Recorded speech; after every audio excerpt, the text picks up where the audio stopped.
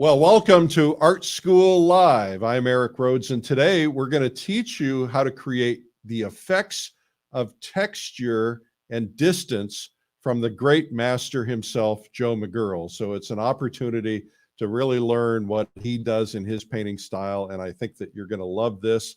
So stay tuned for that. I want to show you a couple of pieces of Joe McGurl's work just so that you have a feel of the quality of what you're about to see.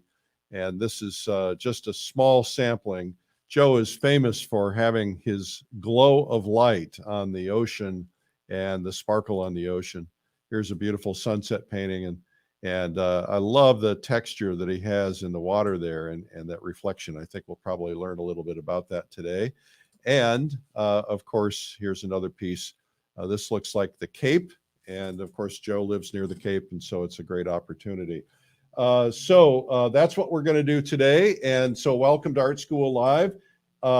We have a prize winner, and let's see here if I can find out what it is. Oh, yes. So the prize winner wins a ticket to Pastel Live, our virtual online conference.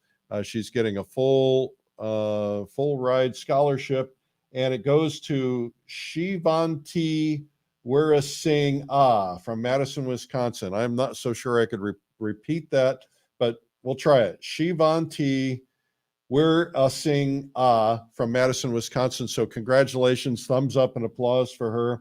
And today's prize is going to be what we call a painter's pack. It includes the value specs that help you see your values, kind of help you train your eyes.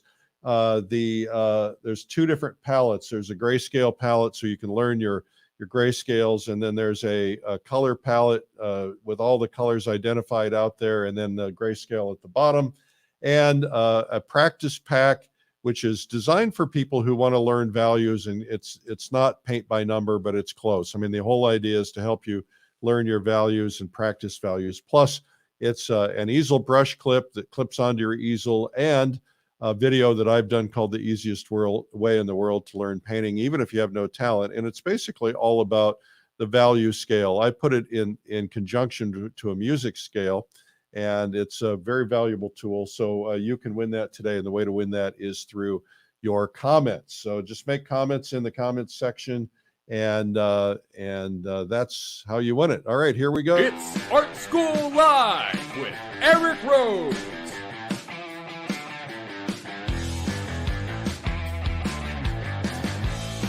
Now, here's your host, Eric Rhodes. Oh, well, so I'm Eric Rhodes with Streamline Art, with Fine Art Connoisseur Magazine, Plein Air Magazine. We also do many newsletters, American Watercolor, Realism Today, Fine Art Today, and Plein Air Today. We do a lot of things. We're kind of like Disneyland for artists, and we just love doing things. We are on day number 2 of Art School Live. This is the new name for the daily show. As you may or may not have known, we did a daily show all year for a full year during COVID.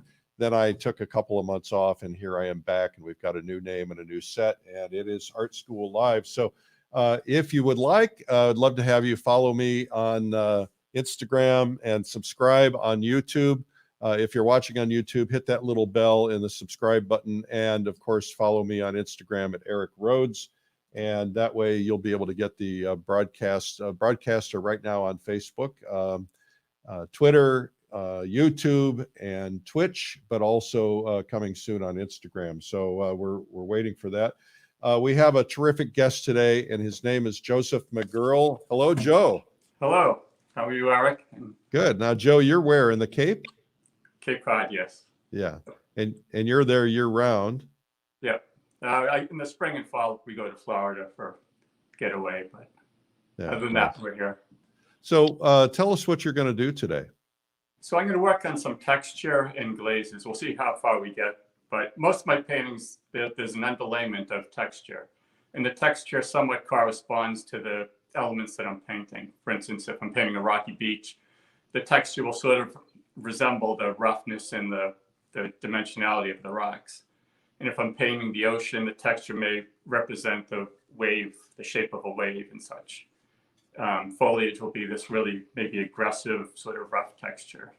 Today I'm going to paint a stone wall and show you how I've already applied the texture, and I'm going to put a glaze on that, and then I have a seascape that I'm going to apply some texture to the ocean part of it. Oh, outstanding. Well, I'm looking forward to seeing that. Now, as Joe knows, I spent some time studying with Joe. I think it was about a week together. We went up to Maine, and I learned so much from Joe during that week that it completely revolutionized how I paint. So whether I'm painting, if I'm painting badly, it's my fault. If I'm painting well, it's Joe's fault.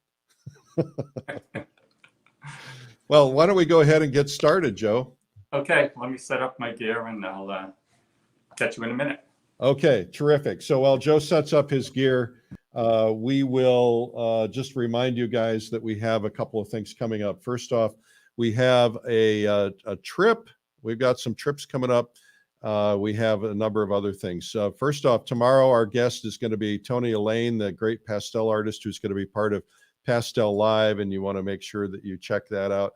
Pastel Live is going to be taking place in a couple of, well, in about a month, in August, on the 18th through the 21st. We have some of the world's top pastel artists, and it's going to be terrific. And if you sign up by Sunday, you're going to save $500. So you want to make sure that you do that.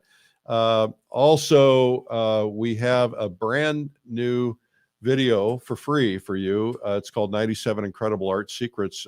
As you know, or maybe you don't know, we produce hundreds and hundreds of art instruction videos from the top artists in the world. And we took some segments from 50 of our top artists, 5 hours of segments, and put them on this video. And you can have it as a streaming video, digital, or of course, DVD. And it's our gift to you. If you get the DVD, I think you pay $4 or $5 in shipping. It's 97tips.com is where you can get that. And it's our gift to you. And I think you will enjoy it. We also have a terrific ebook for you, 10 Steps to Become a High-Level Figure and Portrait Artist. And that's at realismlive.com/ebook. So those are a couple things for you. And I think we'll get Joe back here. Joe, are you back yet? No, actually, I have a little problem. Okay. I've lost the screen. You lost the screen? Yeah, I hear you, but I can't find you. I can't find the camera. Okay, well, I'm not sure I can help you with that. 1 second. But I'll tell you what, it probably is your screensaver went off or something like that. We'll see if we can figure this out. Well, you know, this is what happens when you do anything live, right? Yeah. So we're looking at a blank screen of Joe McGurl right now.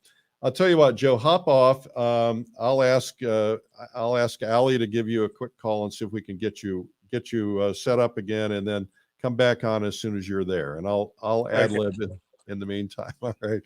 Okay. So first I got to text Allie. Hang on a second. Help Joe, please. Now. All right. Allie is my faithful assistant and is incredible. In case you're just tuning in, we're going to see Joe McGurl. He's going to teach us some texture on rocks and glazing, and then texture on water. And so here are some examples of what we're going to learn today. And so hopefully we'll have Joe back here in a second. Wanted to tell you that we are in, Plein Air Magazine is in Barnes & Noble stores nationwide. It's the #1 selling art magazine in America. And it looks like we've got Joe back now. Looks like it's coming around here. All right. Looks like we're getting you. There we are. Oh, there it went blank again. Now it's back. Now it's blank.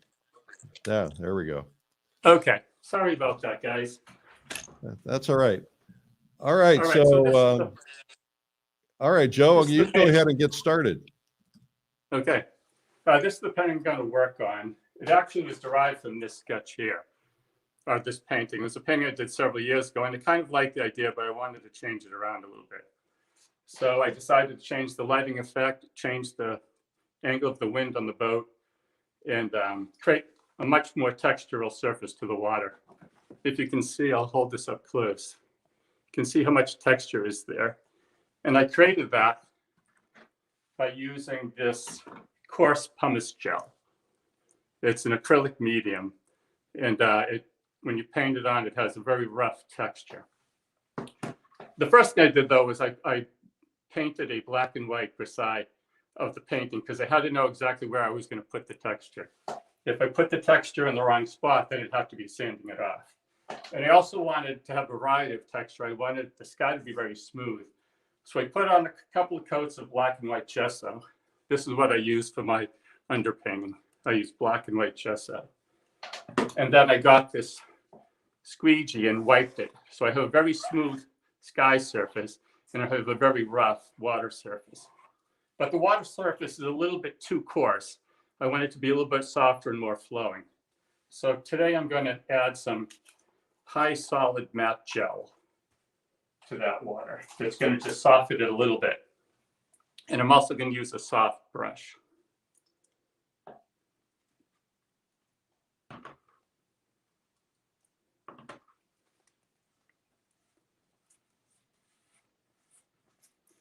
It's a little too thick. I'll add some water to it.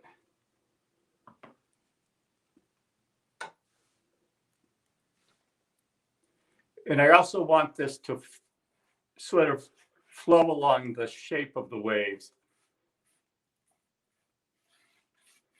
I want to create a sense of movement. A couple of weeks ago, I did this scene of painting a little bit similar, which got me to the idea of doing this little painting. And I was really just interested in creating a sense of movement in the water. And so this is going to follow, once I get a layer on here, it's going to follow the shape of the waves.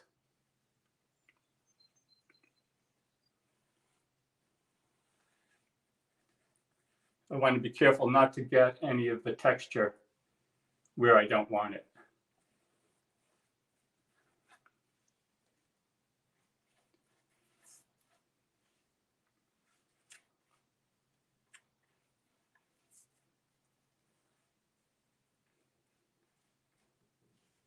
So the point of the texture, Joe, though, is you want to draw the eye where the texture is?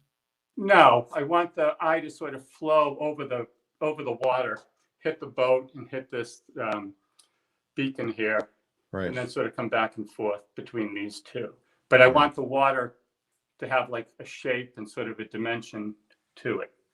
Okay. And rather than painting the waves, when this dries, I could put a glaze on it, and I'll show you how I do that in just a minute. And that dries pretty fast. Yeah, it probably won't dry within the half hour that we need, but I have another painting that I'll show you how I put the glaze on. Okay, all right. So now I'm going to paint this as it flows over the waves. There's a big wave here, comes down into a trough. Another wave here right at the bow of that boat, and it's going to come down into what they call the quarter wave of the sailboat. Right here is a wave at the stern that goes up.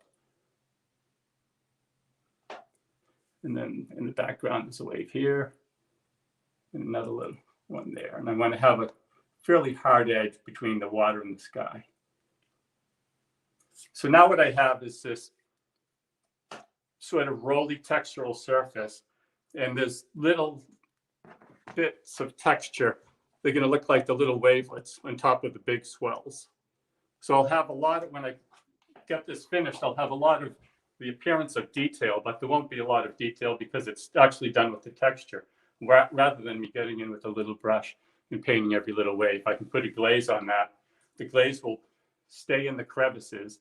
I'll wipe it off the high parts, and it'll have this really nice textural quality that's going to replicate somewhat the look of an ocean with swells and little waves on top of the swells. Is this something fairly new for you? Because it seems to me, I remember when we studied together, you were putting all those little lines in the water for the waves.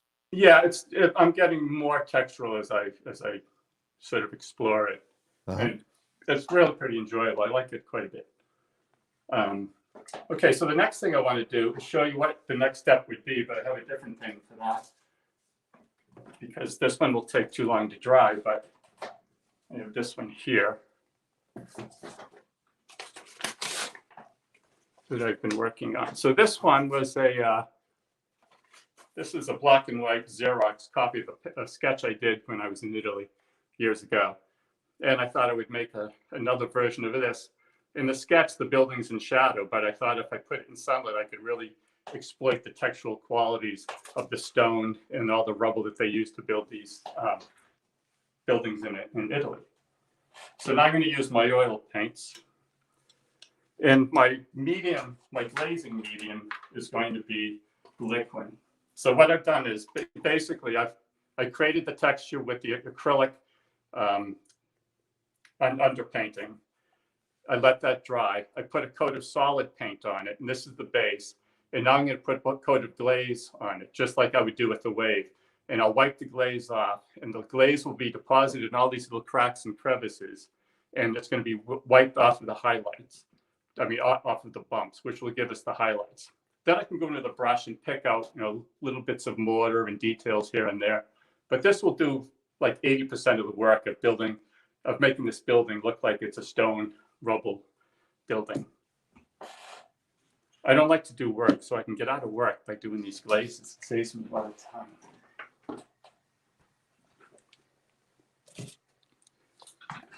Here's the liquid, just a liquid original. You can also make a glaze out of Damar varnish, linseed oil, and turpentine. And there's several different glazing mediums you can use. I like the liquid because it dries a little bit matte. So I think the subsequent layers of paint will have good adhesion as opposed to drying shiny. Now the glaze is going to be a little bit darker than this base color. So I'm getting some burnt umber, or actually asphaltum is what I use. A little bit of brilliant blue to tone down the redness of that burnt umber.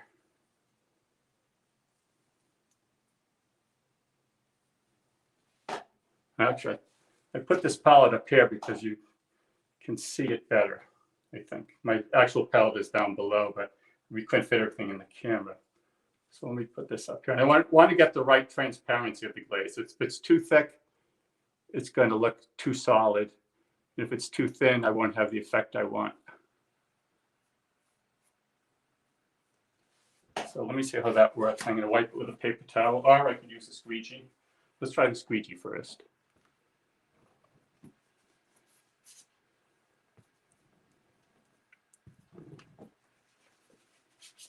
I think it's too dark, so I'm going to lighten it up a little bit. And I can do that by adding a little bit of white. So your intention is still to show it in sunlight or in shadow? The building's going to be in sunlight. It is, okay. Yeah. So now I'm adding a little bit of white. It's not going to be quite as transparent, but the crevices won't be quite as dark. So I'm adding sort of almost like a milky glaze to it.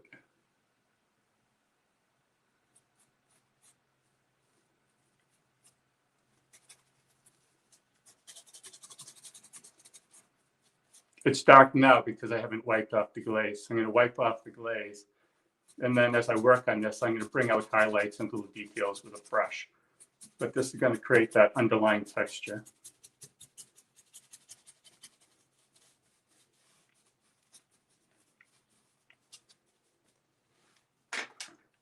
Try paper towel this time. The fun thing about glazes and textures and all that is I don't think I've ever done it the same way twice. It's always a little bit different. Every painting is kind of different. The effects you get are different.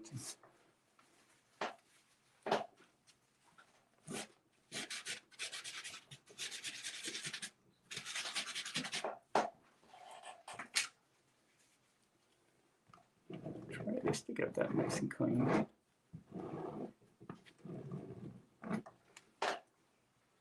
Now I've got a pretty good base for painting in some rocks and details here and there in this building. And what I do is I look for things that are almost done already, like this could be a rock right here. And I just sort of enhance it with a brush a little bit.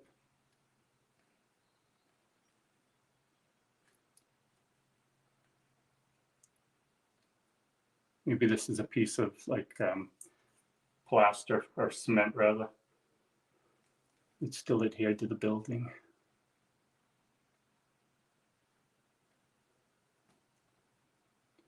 In these buildings, sometimes they have bricks in them because when they're so old, they get repaired so many times over the years. And it seems like they'll just use whatever they have at hand. So I could put a couple bricks in the building, maybe. Let's see. Maybe here.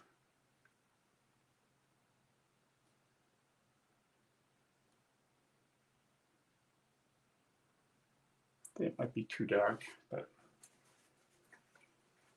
And now if I want to enhance some of the highlights, I can make them even sunnier by mixing some white with cadmium yellow and cadmium orange, a little bit of liquid. And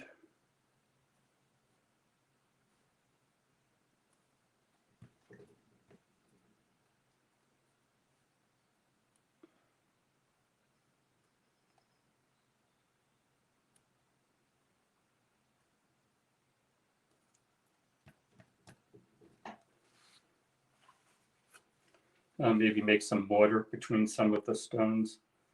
I'll mix up a lightish gray color to be a little lighter than that.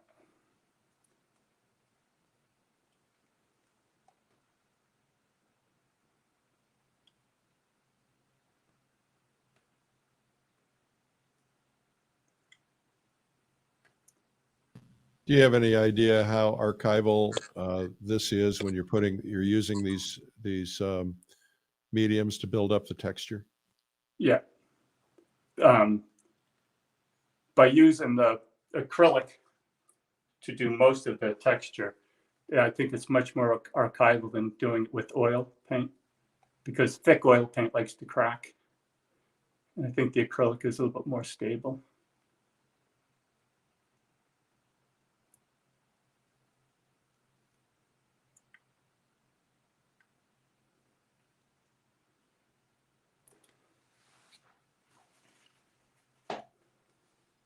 What a difference that has made already. Just incredible.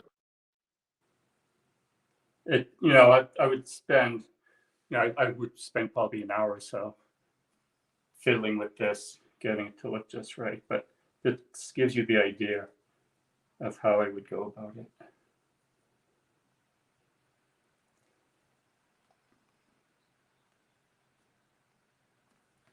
little bit too yellow.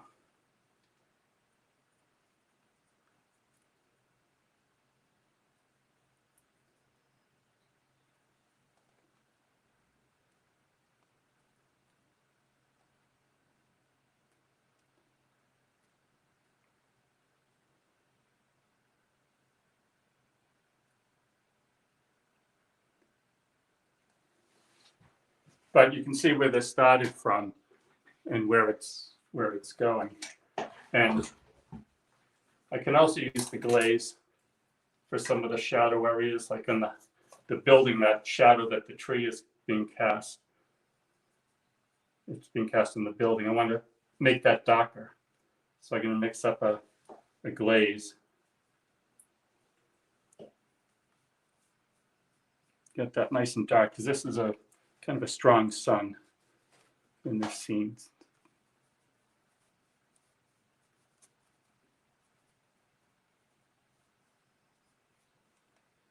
And I can make the cast shadow in the grass a little darker too.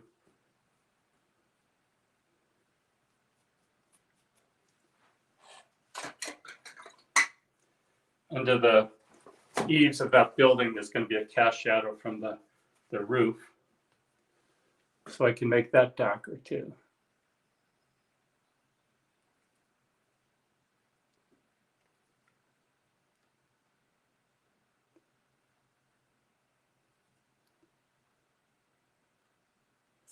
This ledge here could be a little darker. If you just tuned in, our guest today is Joseph McGurl, and he's teaching us how to do texture and light effects with texture. He's also going to, you're going to do some more water, is that right? Yeah, if I get to it. All right. Now, in these trees, I want to have some texture. They have texture. I use the acrylic mediums to create some texture, and I want to enhance that. So I'm going to mix up a lighter green color that'll represent the sunny part of those trees. And I can drag this brush over it, and hopefully it's gonna give us some nice textural qualities.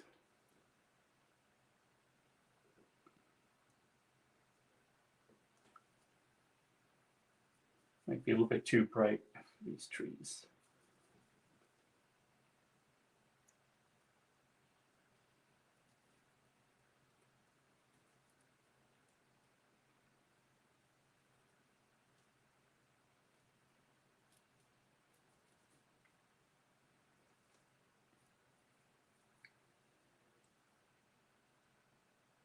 It makes such a difference when you add that light in, because then it just makes it feel sunnier. Yeah, yeah. It won't look sunny unless you have dark shadows and bright highlights. Otherwise, it'll look sort of overcast, which is how this sort of started out. But as I create more depth in the shadows and more brightness in the sunlight, it helps with that effect. Now, we can also use a glaze to give distance. For instance, I painted this hillside all the same color in value. And I did that on purpose to show you how I can put a lighter glaze on top of that and set that back in space. So I'm going to mix up some light. If you were painting that normally, would you just automatically make it lighter, or do you always do it this way? I would sometimes do it this way, or sometimes just paint it lighter. I did this way sort of for demonstration purposes.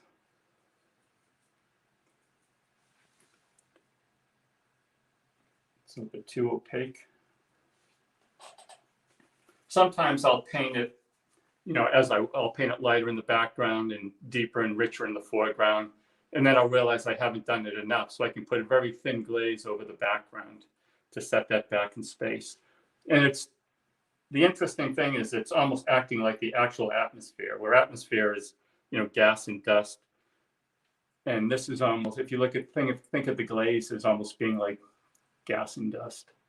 The further back it is, the more of it is, the more gas and dust there is between your eye and the thing you're looking at. And then as you move forward, you have less gas and dust. And as I move forward, I have less glaze. I start to make it thinner.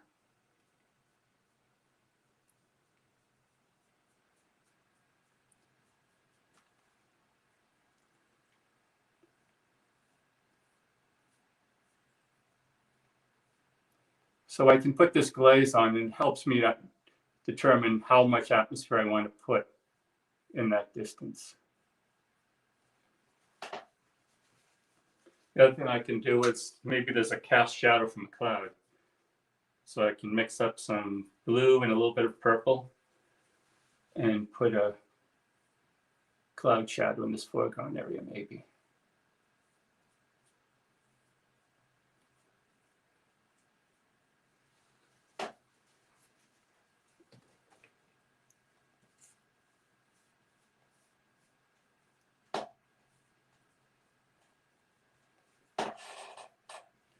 On this tree, I put some vertical textural marks on the trunk, and I think I can drag my brush up and down the trunk, and it'll pick up that texture and recreate the look of bark.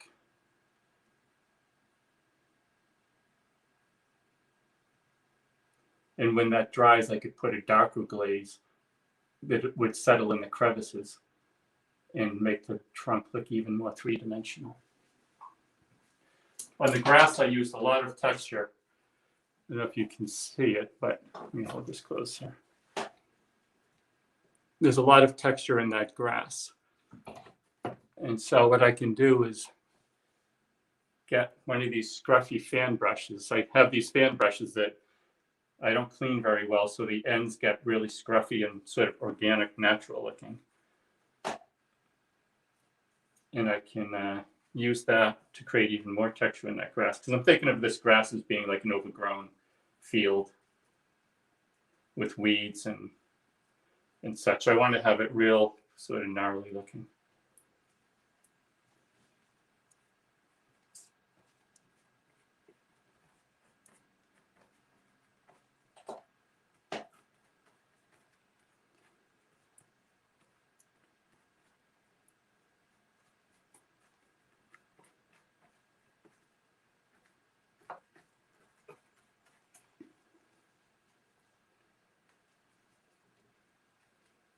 when I finish this, I'll post it so you guys can see how it ended up. So I'm just sort of jumping around now for demonstration purposes. So then will you wipe that out too so that some of the dark shows through, or you're adding Yeah. highlight to the Yeah, top? not, there's some of the dark that shows, so I'm not painting it solid. But then I can also put in some more darks.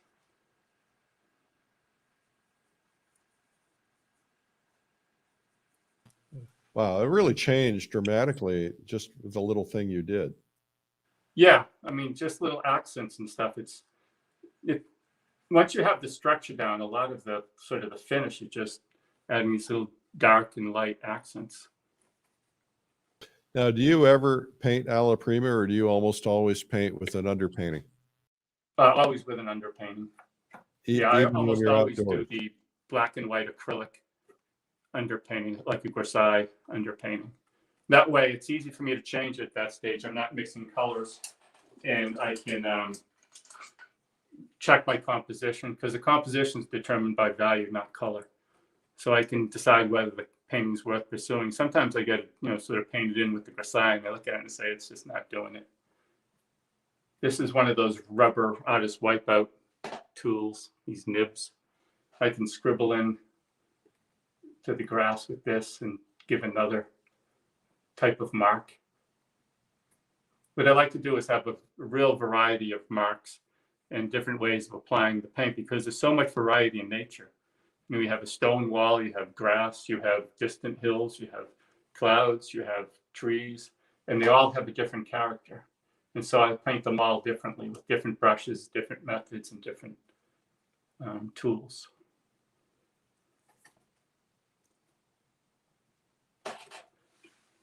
Let me put a little more atmosphere in that background. Just another brush for that. Now, what colors are you mixing to put that atmosphere in? Yeah.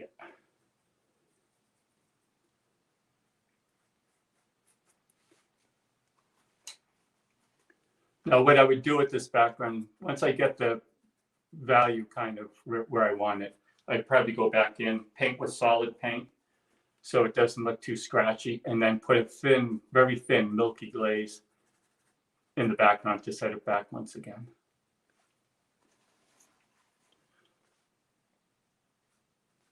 It's a little bit too much. Let me wipe it off a little bit. This sort of gets me in the ballpark of where I want to be, and then I can finesse it with the solid paint.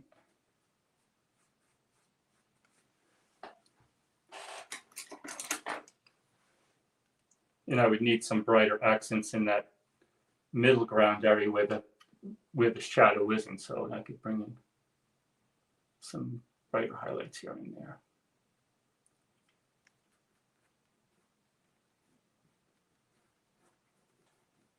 I'll tell you, you have to have courage. I mean, I don't know that I would have put those in there, but they really work. Yeah, I mean, they're just notes to me, sort of, that let me know that I want to have, a shadow in the foreground and sunlight in the background. It'll be a nice contrast between the light, the dark, the light, the dark, the light. So this nice contrast, one thing against the other. Okay, so anyway, this is some of the things I would do to paint this painting and to give it some nice texture and such. And these are some of the methods and tricks that I use. There's a stone, sort of a board or a ledge right here. So you can just drag this across, and it looks like an old sort of crumbly stone ledge. And there's a ledge above these windows. So let me go on to the next painting. And as I said, I'll post this.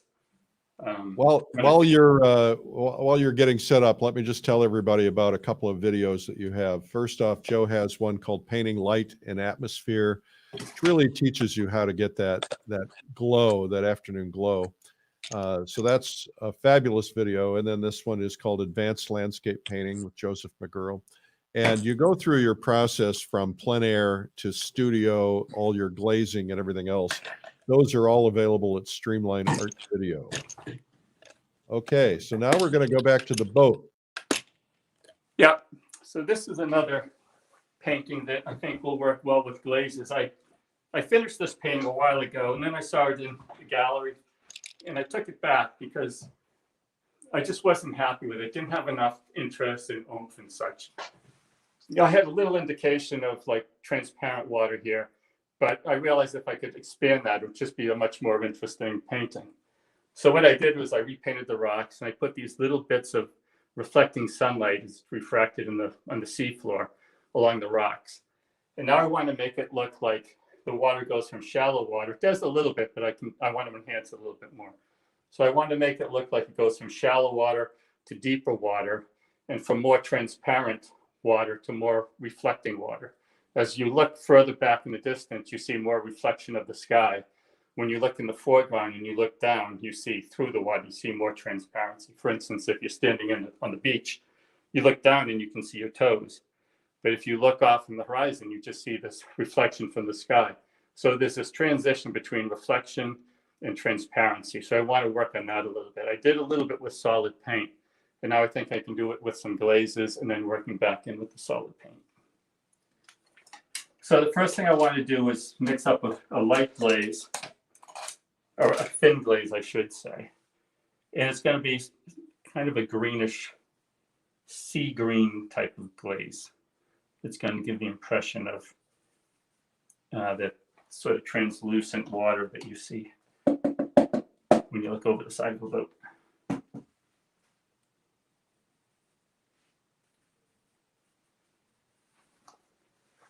And I never know whether it's going to be the right color until I put it on there.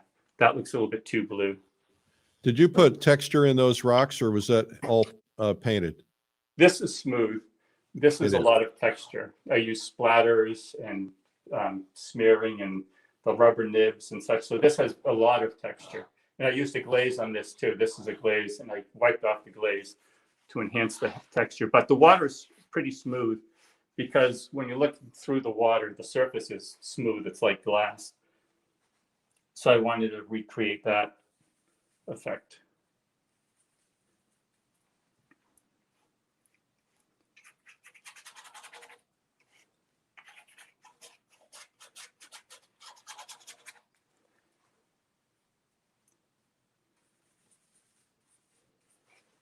It's a little bit too green, Christmas green. I want it a little bit more olivey green. Because this is Boston Harbor, it's not the Caribbean.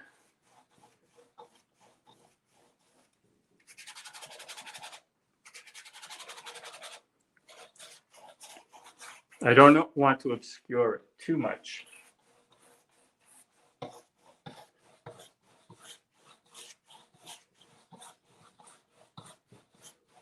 As it gets towards the shore, there's less water, there's less volume of water, depth of water, so you're going to be able to see the seafloor more easily, more clearly through the water. So I'm going to use less glaze, just like in nature. There's less material there, so you're going to be able to see what's underneath a little bit more clearly.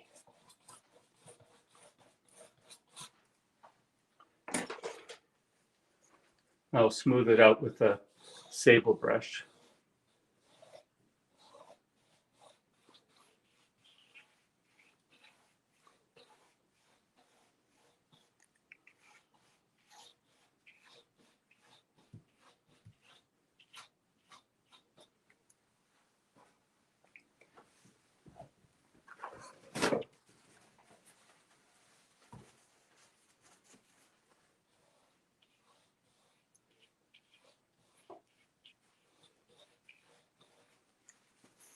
The fun part about textures and glazes is you're really, in a way, recreating the actual object that you're painting.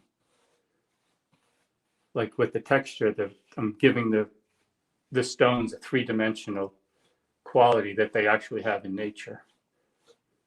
And if I'm painting, stones or a tree or wood, like these beams here, I drag my back of my brush through them to give some of the wood grain, and it gives that three-dimensionality that mimics the actual shape of the wood grain in nature.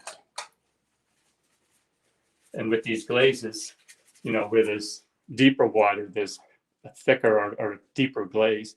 Where it's thinner water, there's less glaze. Just like in the water, there's, less volume here than there is there.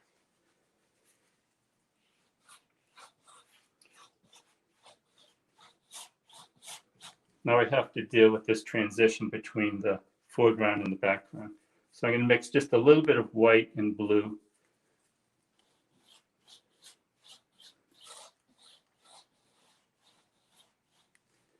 A little more blue.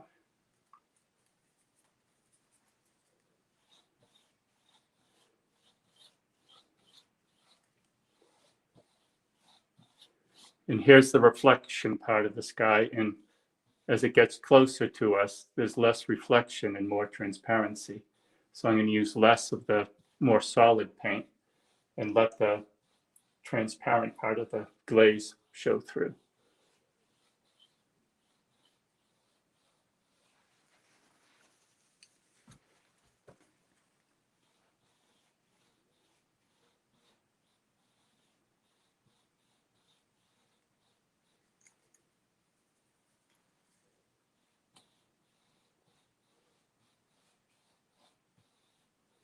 Pretty amazing.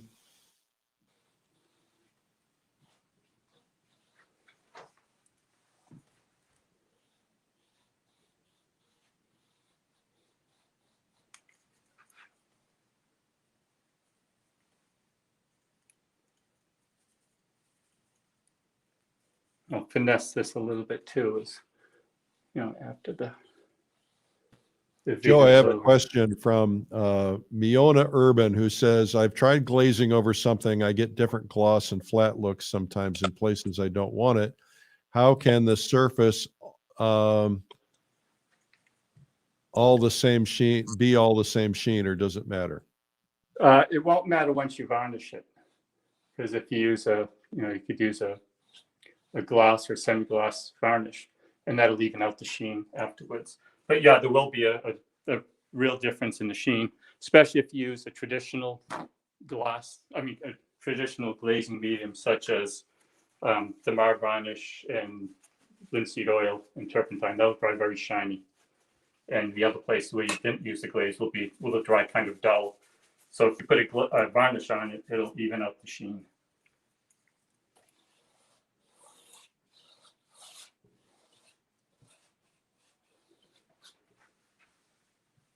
Okay, so that's what I would do for here, giving this just a little bit more depth. And later on when this dries, I'm going to bring in these ripples and have them fade off into this area here. I don't want to do it wet. I want to wait till it's dry, otherwise it's going to make it too smeary and a little bit too muddy. I don't want to make you do something you're not prepared for, but can you just touch on the idea of making ripples? Because I think painting the effects of water are very difficult. Yeah. I know you go into extreme depth in your DVD. Yeah. What I would do here is I would mix up a light blue color, this light blue color here, and I would just drag bits of it across. Let me see if I can do it a little bit. I would do this when it's dry, but let me see if I can do a little bit right here. So I would drag it. That's a little bit too bright.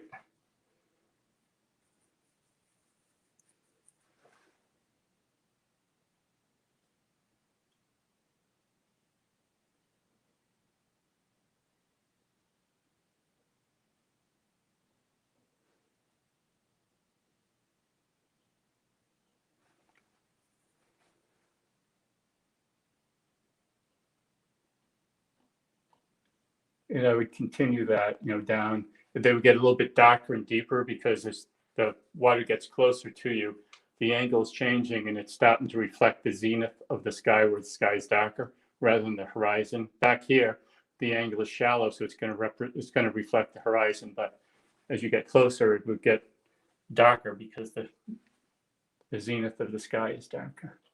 So anyway, it's really just going along like that. And then I might get a soft brush and just soften it a tiny bit. Outstanding. Thank you for sharing that. They would fade out and they would get a little bit darker. So you wouldn't see any here because you're looking down into the water. Let me do one more thing now with another painting. I hope you guys are enjoying this. This is fabulous watching this at work. Thanks. So here's a night scene, and I have this water, and I painted a base of solid oil color. I use this in my videos, and those of you who haven't seen the videos, I'll tell you what I do. I paint on a layer of paint, sort of thick. Then I have this, it's a check roll. I got it years ago at like Home Depot. I think if you go online, it's called a Ralph Lauren check roller. It used to be Martha Stewart, I think, but I don't know what happened. Now it's Ralph Lauren. But anyway, into the wet paint, I drag this back and forth. And it makes this texture that has just thousands of tiny little ripples that gives this water a texture that replicates what you actually see in nature. I don't know if you can see it. Let me bring this close to the camera. You see that texture? It's just thousands of little ripples that I could never paint with a brush. So it replicates, once again, the look of nature using texture that replicates the actual texture of the thing that I'm trying to paint. So the problem is that if you just paint it and leave it, you really can't see the texture until you put a glaze on it. So I put on a glaze and I sort of wipe it off a little bit, and now you can actually see the texture. And I want to make it a little bit stronger, and I want this area here to be darker and here to be darker because they're closer to our eye, and the contrast is going to be greater than back here. Right now, the contrast is about the same. So I'm going to try making a glaze and applying it to this section here and this section here. How's our time, Eric? Oh, we're doing just fine, Joe. I just Googled the check roller, and Amazon has sold out of them. Very popular item these days. Yeah.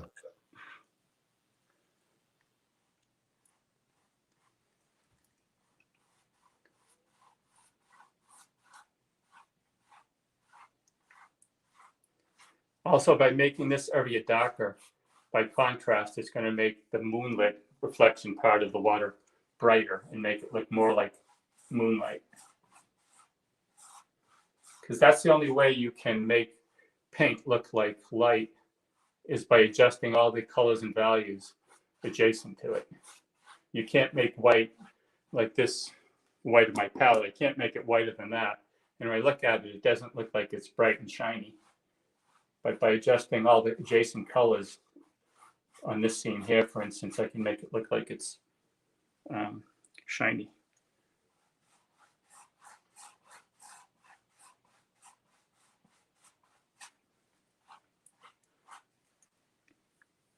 What a fabulous lesson you've given us today. So much. Thanks. I'm glad you're enjoying it. I'm going to encourage everyone to share this.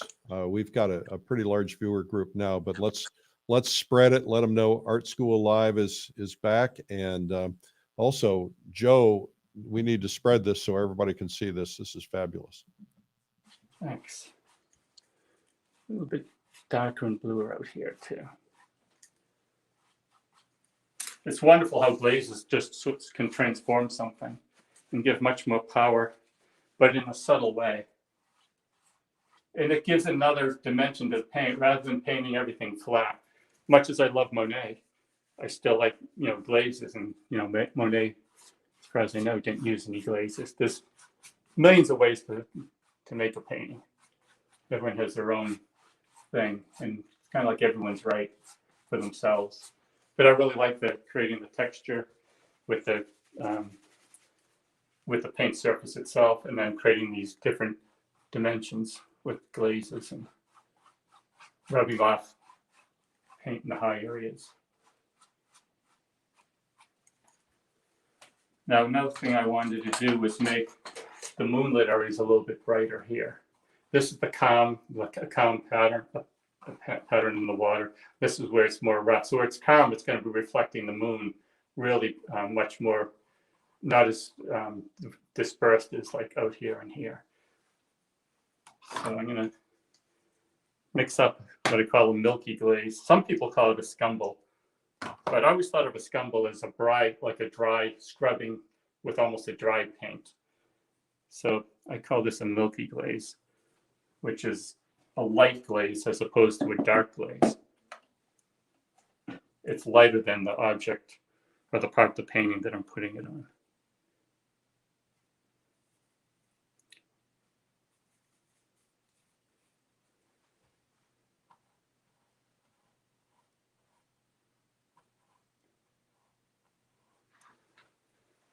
So those are more highlights. See, I can't paint a straight line, but if I use this, I can.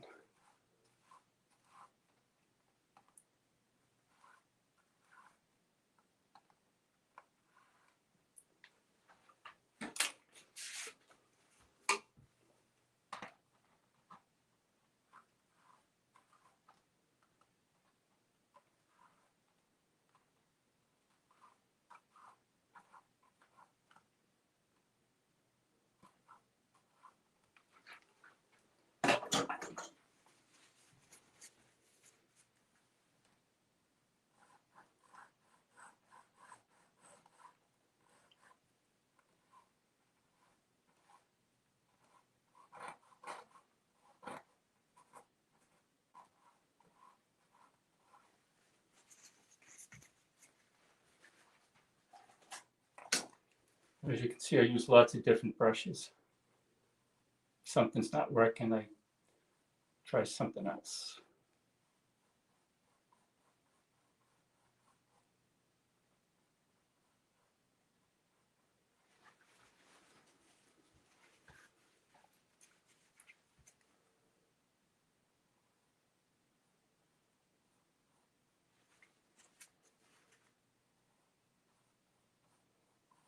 I'm going to soften the transition the edge here a little bit.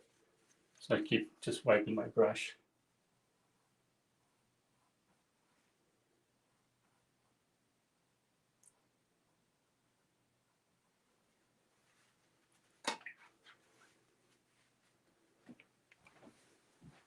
This is a made-up scene. It's sort of based on a couple of years ago. I went out to Lake Mead and did a lot of paintings of the lake. I didn't do a night painting, but I sort of based the topography on other sketches I did out there and made up the lighting. That's one of the things I love about landscape painting, is making up these different scenarios.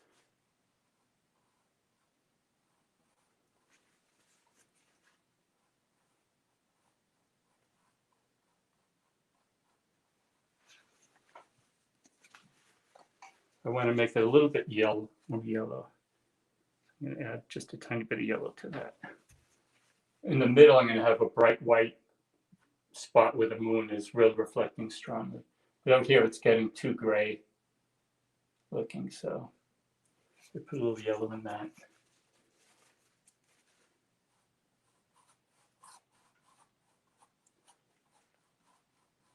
And the spots you want to have pop the most, you have dark right next to them. What's that? It looks to me like the spots that you want to have pop the most, you have a dark right next to them. Yeah, and that there again, that's that contrast. You know, like this is really setting off this area. This is setting off this area. Down here, there's going to be a little bit of light reflection here. I can have a couple of riders coming down the hill, on horses. Have a little fire there. I might call it stragglers. They're getting into camp late or something. This is for the Quest for the West show. And I like doing these Western scenes because I can put a little narrative content in them, unlike my Eastern landscapes, which are more just sort of pure landscapes.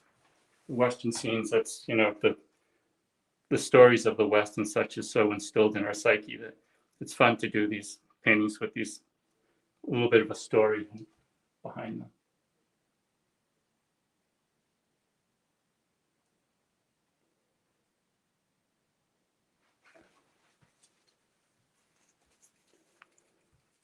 I'm using the back of my brush to soften this transition a little bit. I do that a lot, paint with the back of my brush. I actually have a whole range of different tools that I use to apply the paint and to push it around once it's on the canvas. I'll show you them in just a minute, some of them.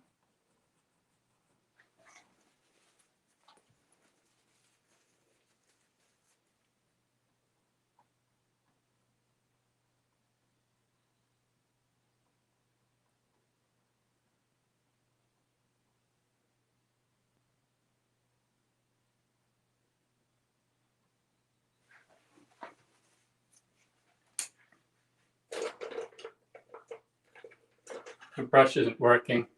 I'll get rid of it and try another one.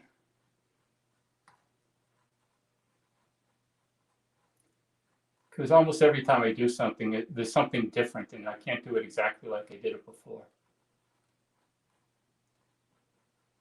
I kind of have an idea of what might work, but a lot of times what I think will work because it worked in other situations won't work in this particular one because it's just slightly different. You know, the paint quality might be different, the thickness, or the effect that I'm trying to get.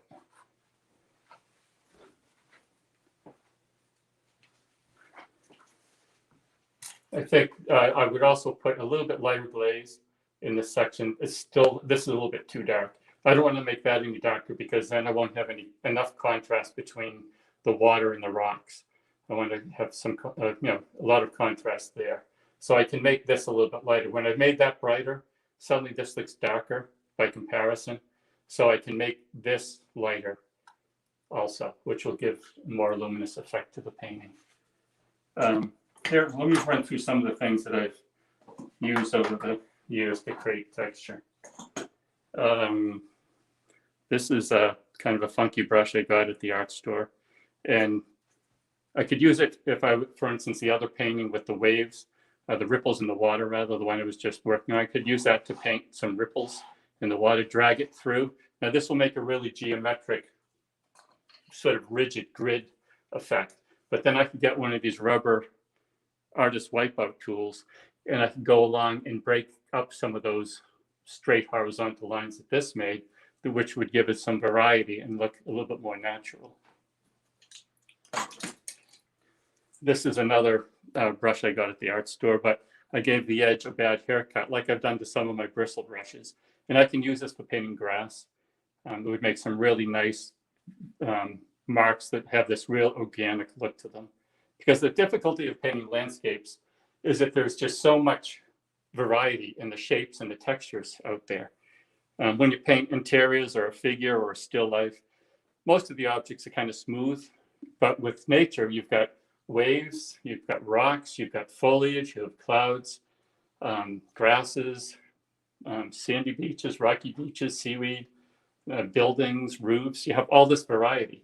So it's hard to find, a single brush that will do it. But if you can find these different tools that help you do it, then that makes it look a little bit more natural. And if you use different tools, you don't have the repetition of the same brush mark that made all the marks. Here's another rubber squeegee type thing with a serrated edge. You can sort of drag that through to create ripples. I have a lot of these really cheap chip brushes, and these are great for creating foliage and texture because they splay out when you hit the surface. And you turn it a little bit and sort of twist it, and it makes a different mark every time you put it down. So there again, you don't have a repeating shape. For instance, if I were to paint a tree with this brush, every time I put this brush down, I'm going to have that square edge, which is very un-tree-like. It doesn't have the look of nature whatsoever. So by using this organic brush, I can maintain the look of nature, but also by using a brush, you can maintain the order because nature is a balance of chaos and order.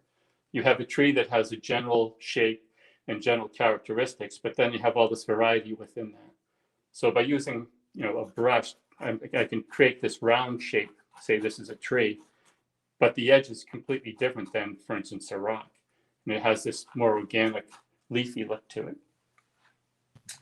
Joe, this is fantastic. You saw how I use that. I drag it across, Right. and it rubs the paint off the surface and leaves it in the crevices.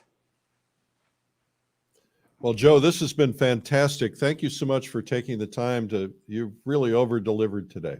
Well, thanks, guys. I know I sort of rushed through it, but I always try to give a lot of information.